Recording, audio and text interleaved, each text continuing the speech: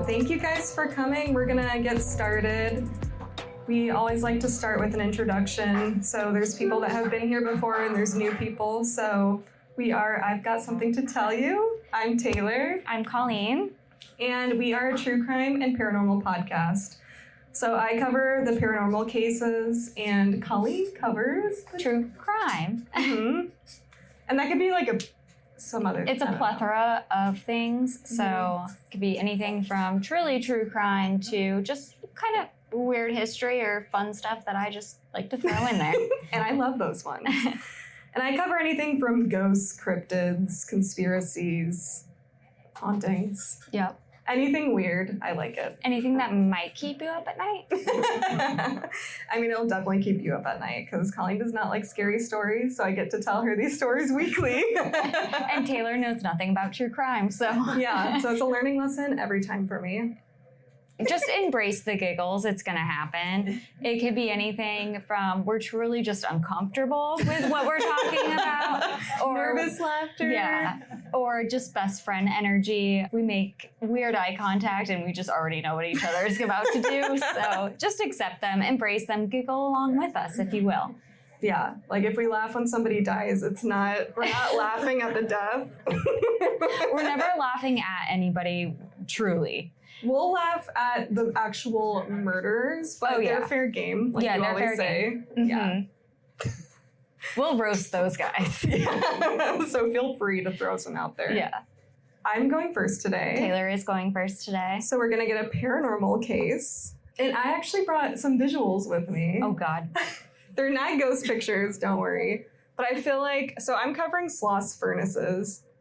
And if you're like me, I didn't know what a furnace factory looked like, so I feel like you gotta see it to know how creepy it is. A furnace factory? Furnace, yeah. Like they just make furnaces? No, so they burn like steel and stuff. Okay. I guess I could have been more specific. I could have shut up before you explained the story to me too. Would you like to look first? No, I would not. Okay, I will pass it down.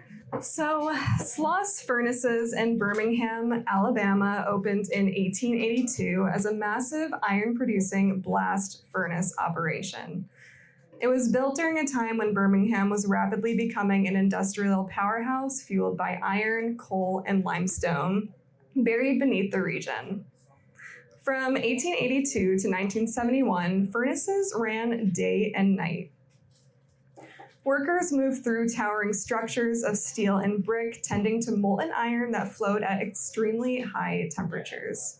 The work was relentless. During the summer, temperatures could get up to 120 degrees, which we're kind of used to that in Arizona, but for them, maybe that's really hot. Get stronger.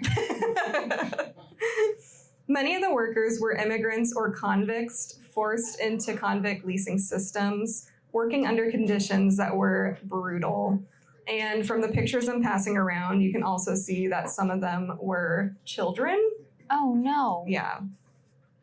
So heat exhaustion, burns, and accidents were a normal part of life here, and the entire facility carried a reputation for being one of the most dangerous workplaces in the region. For what reason? Just kidding. In the region. Oh, dangerous for what reason? Yeah. Okay, I just for all of the things that you just listed. Yeah. I'm like, wait, did I say region or reason? So within the history of Sloss Furnaces, stories began to form around a supervisor who worked the graveyard shift named James Slag Wormwood. Ew. He sounds like a Harry Potter character. He sounds like a villain. Yeah. Like he was born for this. Defense Against the Dark Arts, for sure. Yeah. Wormwood was a cruel and demanding figure who pushed workers beyond safe limits when the job itself was already extremely dangerous. Wormwood valued productivity over his workers' lives and would rush them under dangerous circumstances, making accidental deaths a common occurrence. He had 150 workers and 47 died. Okay. Whoever is around him needs to take a moment and like do the math, being like, I know I'm not the one killing people. Like, do they have like yearly like they reviews? Yeah. How many did you kill this year? When Wormwood was on the shift? So 2 men fell into the furnace while trying to fix a jam in the machine, and this was like a common occurrence of falling into the furnace. There was an explosion in 1888, and 6 of the men working were injured so badly they lost their sight. Other deaths reported were caused by, or I should say the rest of the deaths, because there was 47, electrocution, getting sprayed by the steam from the furnaces, which it said the steam was so hot it could literally boil you. So they're just working in a Final Destination factory. They are. And speaking of that, this next one kind of reminds me of Final Destination. Oh no. So one of the workers liked to eat lunch next to, it was like a gear turning, and there was like a little fan so it would blow air on him. So like, I mean, I don't blame him for that because it's hot in there. Yeah. Well, his clothes got stuck, caught in the gear, and he got caught in the gear. He got crushed. Use your imagination. Like, let's move on from this one. Very sad, R.I.P. So to sum all that up, super dangerous place to work, like I said, and you have a terrible person as a boss. So one night in 1906, it started out like any other night shift. It was hot in there, the men were beginning to work, and Wormwood was probably walking around talking shit. I also imagine he's just dressed as the Grim Reaper as well at this point. So side note, there are a lot of furnaces there. Obviously, it's a furnace factory. But there were 2 primary blast furnaces, which were like huge. And you can see them in the pictures that I have there. And furnace number 2 had the nickname Big Alice. I don't know why, but I love that name. So Wormwood was walking on Big Alice when he fell into the furnace filled with melted iron. So one theory is that he fell on his own. He tripped. Alice took him down. Alice took him out. Yeah, she inhaled him. And another theory is that he was pushed into the furnace, which honestly, that's kind of believable because he's kind of a dick.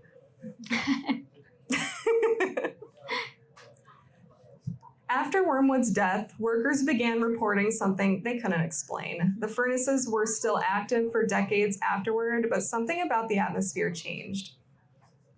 In 1926, a worker claimed to have been pushed from behind, and he heard someone say, "Get back to work." He searched the whole area, but he was the last one in the facility, so probably Wormwood. In 1947, 3 supervisors were all found knocked out in the boiler room, and they were locked from the inside of the room. When they were found, they said they had no memory of even being in that room or even being like together.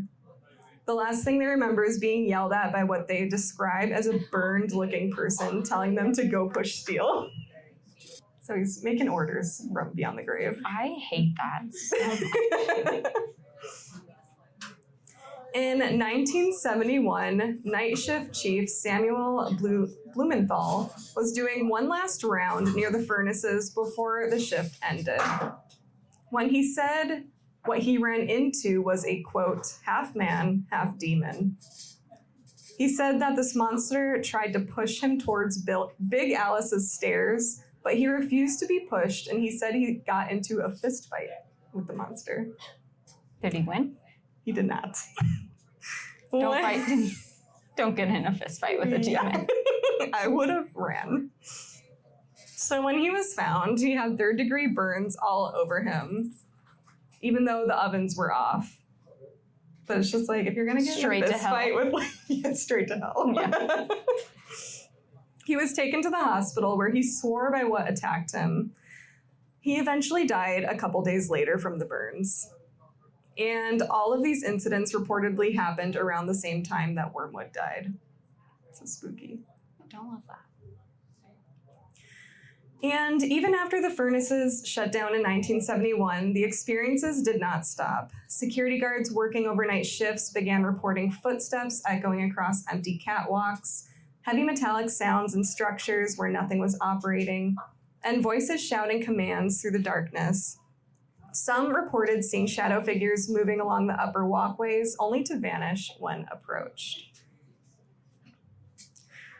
In the early 2000s, Sloss Furnaces was featured on the show Scariest Places on Earth. In this episode, they had people stay the night at the factory where they said the place didn't feel haunted, but it felt oppressive and hostile. So I feel like they're basically saying, like, it's not haunted by, like, Casper. It's, like, haunted by something else. They said they felt watched as soon as they walked in, heard footsteps in areas they had just cleared, and felt sudden bouts of fear and panic come up randomly when they would get close to certain areas of the furnace. They got so scared, they refused to keep investigating and to keep filming. They're like, I'm done. Yikes. Jinkies. I know, Colleen. Colleen would never. In 2008, Ghost Adventures investigated the factory. Zach Bagan supposedly saw a full-body apparition, while Aaron Goodwin got slapped in the face near his eye by an unseen force, and you could visibly see the mark on camera. Like really online, you can watch him get slapped. I don't know if it shows him get slapped, but you can see the mark. Oh. You're like, oh, fake. Questioning. He got slapped for the views. Do it for the plot. While using their EVP, they captured the phrases, I hate Zach, and come here. It sounds personal. What did Zach do? I know. He's like, I'm literally just here. They also captured mist-like apparitions appearing and disappearing on camera, as well as footsteps and metal banging in areas no one was present. And another member from the Ghost Adventures group. Oh, they also, I read that Ghost Adventures, they have their regular crew, but they also invite people, like skeptics and other people. And so this was one of them. What? How do I get on the skeptics list? Oh, you want to go? I'm signing us up right now. I already forgot that was a thing. So one of the members from the group said that he saw a shadow person and he felt like his lungs were being squeezed internally and heard someone say, get out of here. So visitors today still describe sudden temperature spikes in specific areas of the complex, especially near Big Alice, as well as a sensation of being watched or followed. They also report being pushed or touched, hearing voices calling their names or to come here, and they say that the voices go from curious to aggressive, I guess when you're not coming here. But also if a voice is saying that and you can't see them, how would you know which direction to go? So Sloss Furnaces today is actually recognized as a national landmark. It's a museum, it's an event space, there are art installations, concerts, community events, and they even have metalworking programs. Their biggest event is in October called Sloss Furnace Night. I want to go. Anyway. They turn it into a haunted attraction. Remind me where this is located again? Alabama. How far is that from Ohio? I have no idea. Anybody? Anyone off the top of your head know the distance? Cool. We'll talk about that in my story. Okay. I'm assuming yours takes place in Ohio. Mm-hmm. Okay. In October, there's an event. Ooh. All the events to hit up. So we have some traveling to plan. We do. Hey, if you're down, I'm down. You're usually afraid, so. I have some talking with this woodworm guy. I would like to. But anyway, that is Sloss Furnaces. It sounds like a cool place now. It sounded really scary back then. But yeah. Loved it. Thank you. That's the end of our paranormal case. Yeah. Thank you, guys. All right, like we said, I'm Colleen and I cover the true crime portion of the podcast. So Tayler and everyone, I've got something to tell you. And I always like to explain why I picked this story at the top of it. So today I picked this case because it's got a lot of things we love. It's an unsolved mystery. Yay. Love that. I know you do. You're going to solve it. I already know. She'll be like, at the beginning of the story, I feel like I have this big reveal, and she'll be like, so-and-so did it? I'm like, okay, well, it took the police force like 25 years to do it, but Tayler, T-minus 25 minutes. This is also in a small town, which we always know, small town, shit goes down. Mm-hmm. And it's heavily fueled with terrifying levels of gossip. Ooh. We love gossip. Today, we're all going to become gossip girls and guys as I tell you about the Circleville Letter Writer. Ever heard of it? No.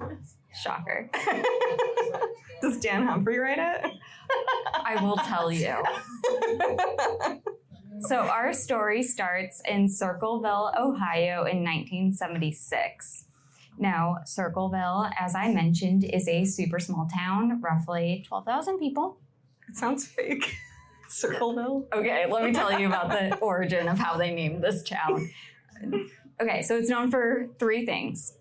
First, Circleville Letter Writer. Yeah. Second, when it was built, they literally built it in a circle, so they just were like Circleville. They're like easy enough. Yeah. That meeting was, again, T-minus 25 minutes. And then every October, they have the Circleville Pumpkin Show, where they grow and show the biggest pumpkins. Cool. They also, during the Circleville Pumpkin Show, have the Circleville Miss Pumpkin. Miss Pumpkin? Miss Pumpkin. It's like a beauty pageant. Mm-hmm. I said these women are probably gorgeous. I literally just put that in so I could make that joke. Classic. So anyways, now that we know a little bit about where we are, let's get into our story. Now, the first letter from the Circleville Letter Writer, and the primary focus of this letter writer's terrorization is going to be a local school bus driver, a wife and mother of 2, Mary Gillespie. Mary receives an envelope addressed to her, and inside is a strongly worded letter that is spicy. The letter is accusing Mary of having an affair with the school superintendent, Gordon Massey. This letter reads, "Stay away from Massey. Don't lie when asked about knowing him. I know where you live and have been observing your house and know you have children. This is no joke. Please take it serious. Everyone concerned has been notified and everything will be over soon." Now, if you write, "Please take it serious," please know I will not take it serious. This is not a joke. And that is now a joke. Yeah, that's exactly what Mary does. She ignores the letter, later saying she was not having an affair, so she didn't really think it was anything to worry about. So she hides these letters from her family and husband, as you do when you're not being suspicious Makes about sense. something. Yeah, I wasn't doing it, but I'm not going to talk to anybody about it. Now, something to note is that others around Circleville are also getting their own letters that are personalized for their trauma. Okay. But Mary's is the most famous and the darkest of these stories, so we're going to focus on her. But just know, everyone in Circleville is getting harassed with letters. And on top of the letters being threatening, they are written in this weird and aggressive writing. So it's in all caps. Aggressive already. Yeah. But they're also in like this like block style handwriting. So the Y's look like football goalposts. Oh, okay. And then the O's are basically squares. Weird. Everybody look under your seats. Your personal letter is written for you. Just kidding. But so it's not just the words that are menacing, it's the entire presentation. Mm-hmm. And so now again, Mary and Gordon deny any affair. So they don't know why these letters are happening, but they will not stop. And at this point, Mary's husband, Ron Gillespie, starts getting his own letters in an attempt to expose the affair. One reads, "Mr. Gillespie, you're doing a lot for her. No one cares about that much for anyone this day. Make him come to her rescue, but he won't. He's being awful good lately. He knows what he must do, but he won't. Make her admit the truth. Call the school board. His affairs must stop. Everyone will know soon. Think of yourself." I said also terrifying because terrible grammar. But so now the letter writer is escalating and getting furious because the Gillespies and Massey are basically denying the affair. That's when Mary and Gordon Massey start getting letters that are less, for lack of a better phrase, eloquent, and just straight to the point that says, admit it or die. You cut out all the fluff. Yeah. Other people associated with Mary and Massey are also being contacted, including the vice president of the school that Mary drives for. The letter he gets includes Mary's bus driver's license number to the T, and then threatens to send photo proof of the two together. So the heat is on. That's a bus joke. Then Ron Gillespie, Mary's husband, gets this letter. Gillespie, you have had 2 weeks and done nothing. Admit the truth and inform the school board. If not, I will broadcast it on CBs, on posters, signs, and billboards until the truth comes out. Okay, I did not know what CBs were. Yeah, I don't know either. I thought he meant CBS. And I was like, the confidence in this man, thinking he's going to get like national programming. Like, who are you? I assume it's a man. Sorry, it's written like one. But CBs are community boards, which I was like, much more achievable. Like Reddit. If you don't listen to me, I'm posting this all over Reddit. Yeah. You'll regret it. Literally going to make an Instagram about it. Okay, but the point was they were very passionate about stopping this affair and were willing to go beyond the mailbox. Mm-hmm. So Ron's letters also start increasing with pressure to catch Mary and Massey in the act and respond with violence. He's basically like, get them and stab them. Damn. Yeah. So Ron is getting more distressed with every letter that's coming in and starts feeling pressure to confront this anonymous bully. That's when this starts getting really disturbing, though, because the letter writer brings in the Gillespie's 12-year-old daughter, Tracy. They start receiving letters that Massey was abusing Tracy, and they threaten Tracy's life, stating, it's your daughter's turn to pay for what you've done. I shall come out there and put a bullet in the little girl's head. Ooh. Yeah. This is when Ron Gillespie has had enough. His family has been threatened enough, and they have no help from authorities. So Ron enlists the help of his brother, Paul Freshour. And together that they decide that they know who the letter writer must be. They think it's this guy, David Longberry. All of these Wormwood people, and Longberry. I was gonna say, all of these people sound like they belong in like Gilmore Girls. They sound fake. Yeah. Anyways, Longberry is a fellow bus driver, and he made passes at Mary that she rejected. And this to Ron and Paul says that Longberry makes sense because he's focused on Mary. Mm-hmm. He would know her bus driver's number. Yeah. Because they work together. And then why he would be determined to break up their family. Mm-hmm. So Ron and Paul write a letter to Longberry threatening him if he doesn't stop. You know how you do, fight letters with letters. And for a little bit, the letters do stop. Ron is thrilled with his victory until the signs start showing up. Uh-oh. Just as the letter writer promised, signs and billboards posted on Mary Gillespie's bus route start popping up, which they have much of the same content that was delivered in the letters, stop the affair, that kind of thing. Mm-hmm. Notes about the affair and threats to the family, but they do particularly focus on Tracy. Again, she is a 12-year-old girl, so traumatizing. Ron is completely on edge, so when he receives a phone call on the evening of August 19th, he's had enough. So this call comes to the family's home the evening of August 19th, just like I said. Mary and Tracy can hear Ron arguing loudly with someone, but they don't know who it is. Then Ron slams the phone down. He doesn't say a word, but he grabs his gun and just like runs out of the house and tears off in his truck. Oh. 50 minutes later, Ron is found dead. His car is slammed into a tree. His gun was found under his body believed to have shot at least one bullet from when he left the house to when the wreckage was discovered. Mm-hmm. Some people theorize that Ron shot the bullet at the person on the phone, and the person on the phone was the Circleville Letter Writer. Others say the gun was probably went off when he crashed, but there were no bullet holes in the car, so it's just all theories at this point. And also, how do we know he didn't shoot a bullet before he was even in the car? Yeah. So, again, Reddit. Hearsay.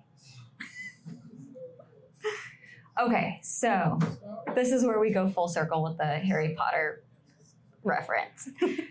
Local Sheriff Radcliffe, comes in and inspects the scene. He immediately decides that foul play was involved. Somebody must have ran Ron off the road. Oh my God, Ron. I didn't even put that together. Another one. I read this story real. I did not even put that together. That was all of us realizing it as one. All right, but somebody must have ran Ron off the road. But someone was involved somehow. But then the next day, Sheriff Radcliffe retracts the statement stating that Ron's blood alcohol level was double the legal limit at 0.16 and that the death was caused by accident. So first he's saying this was sketchy, like somebody had to have been involved. And then now he's saying, oh, he was drunk and just ran into a tree. Mm-hmm. Now, Mary and the kids were with Ron all day. Wouldn't it have been weird if her name was Hermione? Okay, so Mary and the kids were with Ron all day and that evening. Ron had no history of heavy drinking or even really drinking at all. They do not recall him drinking even at that day. And so for him to have a really high blood alcohol level makes no sense at all. Mm-hmm. Paul Freshour, Ron's brother, is extremely vocal in the town that his brother's death was not an accident and that his brother had in fact been murdered. Mm-hmm. But the sheriff sticks with the fact that Ron was drunk and the death is officially ruled as an accident and everybody just needs to move on. Very Voldemort of him. Okay, so now the Circleville Letter Writer does not like this. So a bunch of letters get sent out accusing the sheriff of a cover-up, that the sheriff is corrupt and should not be trusted.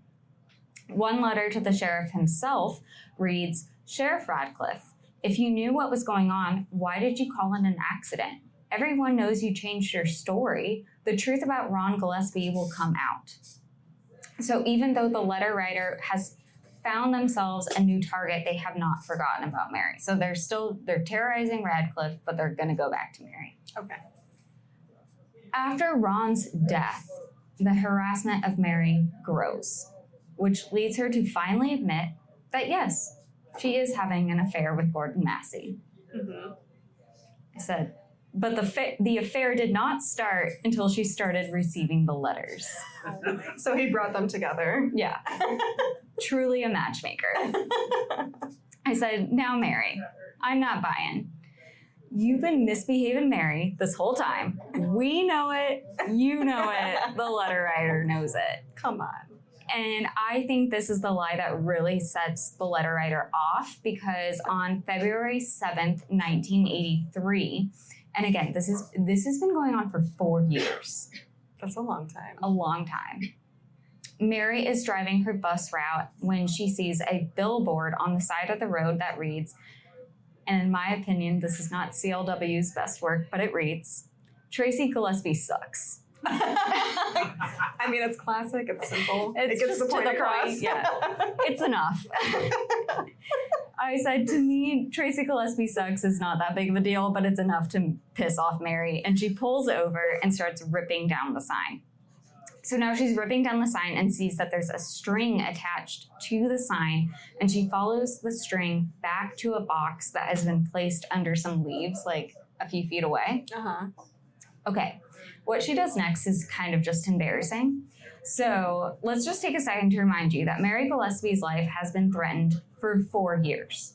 Her husband has passed away in a mysterious accident. She has been in contact with police who I'm sure have shown her how to not handle evidence and to call them if something is suspicious. So just keep that in mind. Okay. To rationalize her next steps. Mary picks up the box, takes it on the bus that I assume has children on it at this point. She takes the box home with her, opens it. There is a gun pointed directly at her from the box. Whoa. So this box has been set up as a booby trap, placed on Mary's bus route that she drove every day with a sign that was put up to enrage her enough to pull over, rip it down, which would pull the string on the gun's trigger and kill Mary right there. Crazy. Mary now has handled all of this evidence. So awesome. She does suck. No, I'm just kidding. Tracy sucks. Oh, She's also Tracy's sorry. also 12. We don't. Oh, Yeah. I take it back. There's only one person that sucks, and it's the letter writer. Let's just be clear. We did preface we giggle a lot, so we're trying to make jokes out of what is an uncomfortable situation. Okay, so please show up. The serial number on the gun has been rubbed off. The gun that she has now handled, that she has taken home with her, destroyed evidence at the crime site. And they're like, that's okay. Our people can recover it. And Mary's like, great. No consequences for any of my actions. So they do recover the serial number, and it leads them to Paul Freshour, the brother of Ron, Mary's brother-in-law. Oh, plot twist. But Paul has an airtight alibi. All of his movements from that day are accounted for, and he claims, yes, he had bought that gun a few years ago, but he lost it. Which, let's maybe just ask people how they are with keeping track of important things before we sell them something that can kill somebody. At bare minimum, be like, do you lose things often? If the answer is yes. It's around here somewhere. Yeah. Sir, I can't sell you this. So what the police do is ask Paul is if he could recreate the letters that have been sent all over Circleville. They give him one of the letters, and they're like, can you write in this weird, boxy font? Oh. And he's like, I can sure give it a go. Because he thinks he has this, perfect alibi. Oh, okay. Literally. So he's like, yeah, I'll do it. Yeah, he says, I definitely didn't do this. Everyone knows where I was that day when the booby trap was set up. So he just thinks he's actually helping the investigation. I'd be like, who are you working with? Yeah, it's not going to go great for Paul. So in this super questionable approach to police work, they determined through handwriting analysis that they asked Paul to do that Paul's handwriting matches the Circleville letters. So the handwriting they asked him to matches the handwriting. No way. No way. Sheriff Radcliffe is the one who confirms that it is a match. The same sheriff who Paul was calling out for switching his story on the cause of death for his brother Ron. Paul goes to trial, and this trial is a freaking mess. They ended up calling in Paul's ex-wife, Karen. Karen. Who, let's just note, in the divorce from Paul, she lost everything. Their home, custody to the kids, and was living in a trailer on a friend's property. So she is thrilled to be called on the stand. Karen claims that she had found dozens of letters in their home when they were still living together that matched the Circleville letters. Now, when she was asked to produce these findings, she claimed she had thrown them away. Karen. Ultimately, in 1983, Paul is charged with attempted murder and received the highest sentence, which was 7 to 25 years in jail. Okay. Satisfied that they had caught the right guy, the police and people of Circleville go back to their lives. The letters start up again. Hundreds of letters are sent to people, not just in Circleville, but in surrounding Ohio towns. They're lewd, angry, and I just said just mean. But like hundreds? Hundreds. Just imagine them like angrily writing This like, person, all night. yeah, Next one up. they are relentless. So the police don't look into it at all, though. They are just like, Paul, how are you still doing this? They have searched his jail cell. If he ever gets a visitor at jail, they strip search him before his visit and after, convinced that he's smuggling letters in and out of jail. I like that they're so focused on Paul. They're like, how are you doing it? I don't get it. Are you a wizard, Paul? They never find anything. And then Paul himself receives a letter in jail. Oh. It reads, "Fresh hour. Now, when are you going to believe you aren't getting out of there? I told you 2 years ago when we set them up, they stay set up." Whoa. I said, friend, he couldn't keep track of a gun. You think he's going to remember something you told him 2 years ago? But also it's basically like saying that he was set up. So Paul maintains his innocence, appealing his sentence until he is finally released in 1994 after serving 10 years in jail. They never say he's innocent. He's just served his sentence. Okay, so then Martin Yant is an investigative journalist who has been covering the Circleville Letter Writer case since it started. Who, fun fact, probably sort of a dream, got his own letter from the Circleville Letter. Oh my God. But during Martin's investigation, he maintains there is no way that Paul was responsible, and is quoted in an interview weirdly by CBS. Now the real CBS. Yes. Not Reddit. Not just something he posted on like a community board. But so Martin says there's absolutely, positively no way that Paul Freshour was writing those letters and smuggling them out from prison. No way. So in 1994, after Paul's release, a little show called Unsolved Mysteries picks up the story, and before production even begins, they receive a letter. In the show opening, our host and king, Robert Stack, reads the letter. But they're so excited about that. Oh my God, I would die. Perfect. Please. To the Circleville Letter Writer, please write me a letter. Also rate, review, and subscribe. Okay, so Robert Stack reads the letter. It reads, "Forget Circleville. Do nothing to hurt Sheriff Radcliffe. If you come to Ohio, you El Sickos will pay." El Sickos? El Sickos. So El Sickos and Tracy Sucks. So this man is just a wordsmith. Okay, so Paul Freshour and Martin Yant are both featured on the episode of Unsolved Mysteries, where it's revealed that there is evidence that was never brought to Paul's trial. Martin Yant had gone back through the sheriff's files and found that the day of the billboard incident, about 20 minutes before Mary drove by, another bus driver on the route had spotted the man who's putting up the sign.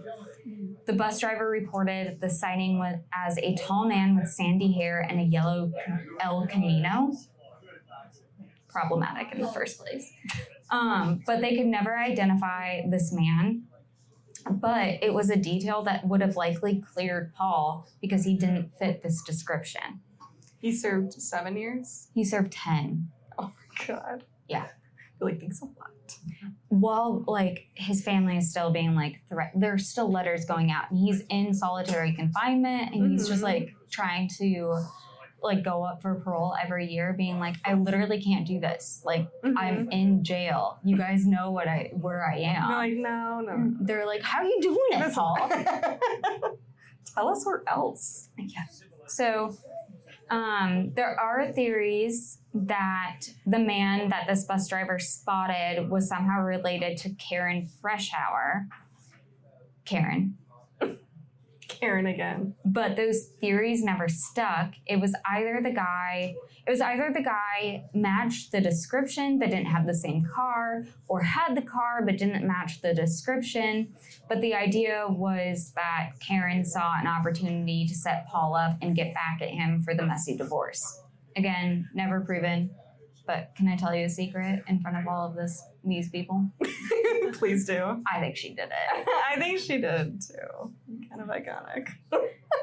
Now, Paul unfortunately passed away in 2012 from a heart attack. The Circleville Letter case was never reopened after he had been arrested.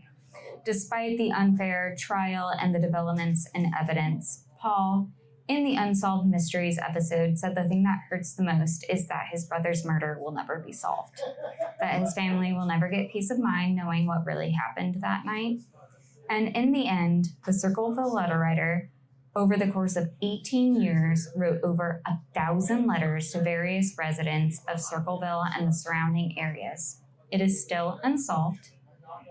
All we know is the person took town gossip to a level that took the life of one man, falsely imprisoned another, and likely destroyed the reputations and lives of hundreds of others. I was like, gossip should be fun. Letter writer, not fun. It is also very twisted Gossip Girl coded. And so I end you with this. Who was the Circleville Letter Writer? That's one secret I'll never tell. XOXO. XGSTY Pod. I love it. I love that one. So good. Thanks. I think it was Karen. I definitely think it was Karen. And then I think the sheriff wrote the letter to Unsolved Mysteries because he's like, don't look into Sheriff Radcliffe. Like, just don't do it. But also give me a confessional. Yeah. But yeah, thanks for everybody for coming. Yeah, thank you guys. We'll be hanging around for a little bit after this, and we always like to open it up if anyone wants to tell their own scary stories. You don't have to do it on the mic if you don't want to, but we can talk about it amongst ourselves. That's a scary Yeah. Tim. Anyway. Okay, thank you guys. Also, if you do like the podcast, if you like this, we post all of our live shows on our Instagram at XGSTY Pod. Please rate, review, subscribe if you can on Spotify or wherever you get your podcasts. I've got something to tell you. So, Yeah. Thanks everybody.